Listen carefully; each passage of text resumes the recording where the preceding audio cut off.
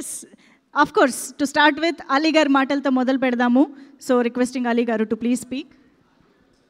పాత్రికేయ మిత్రులకి, మీడియా సోదరులకి, ఇక్కడికి వచ్చిన అతిథులందరికీ, వేదిక మీద ఉన్న నటులందరికీ నమస్కారం. Happy Diwali.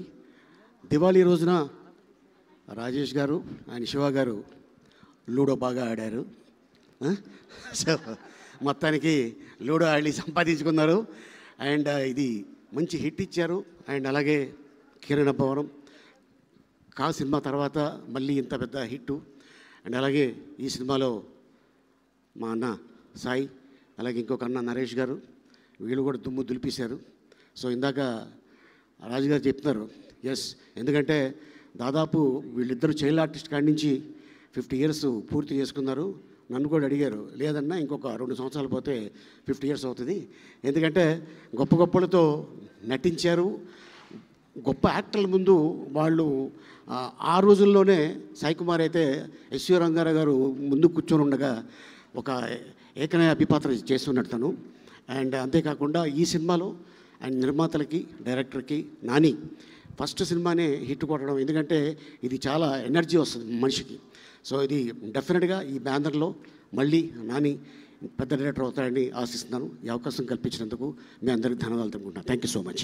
Thank you so much Ali గారు. అలీ గారు లాంటి ఇన్ని డెకేడ్స్గా చేస్తున్నటువంటి యాక్టర్ సినిమాలు అనగానే కూడా గుర్తొచ్చే one of the top hilarious సినిమాల్లో ఉండేవి డెఫినెట్గా శ్రీను వైట్ల గారి సినిమాలు కూడా అని చెప్పాలి.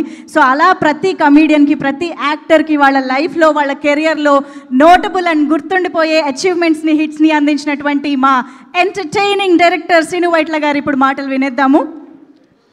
అందరికీ నమస్కారం అండి. మీడియా మిత్రులందరికీ ప్రత్యేకంగా నమస్కారం. ఈ కేరాంప్ అనే సినిమాని ఎంత పెద్ద హిట్ చేసినందుకు దానికి సహకరించిన మీడియాకి కానీ, ప్రేక్షకులు కానీ ఈ సందర్భంగా థ్యాంక్స్ చెప్తున్నాను.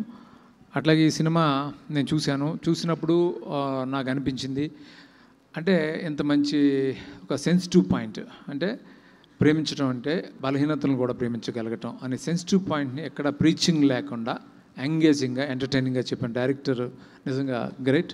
చాలా చాలా బాగా చెప్పావు. ఎక్కడ ఒక సెకండ్ కూడా సినిమా బోర్ కొట్టలేదు. అలాగే ఈ సినిమాకి పనిచేసిన టెక్నీషియన్స్ అందరూ కూడా ఎంతో ప్రాణంతో, ఇష్టంతో డైరెక్టర్కి ఒక సపోర్ట్గా నిలిచి ఇంత మంచి క్వాలిటీ రావడానికి, ఇంత తక్కువ టైంలో ఇంత క్వాలిటీ సినిమా తీయడానికి సహకరించారు. అందరికీ సందర్భంగా కంగ్రాట్స్ చెప్తున్నాను. అట్లాగే యాక్టర్స్ అందరూ కూడా బాగా చాలా చాలా మంచి ఆర్టిస్టులు అందరూ ఫెంటాస్టిక్గా చేశారు. అది వెన్నెల కిషోర్ కానీ, లేకపోతే నరేష్ గారు కానీ,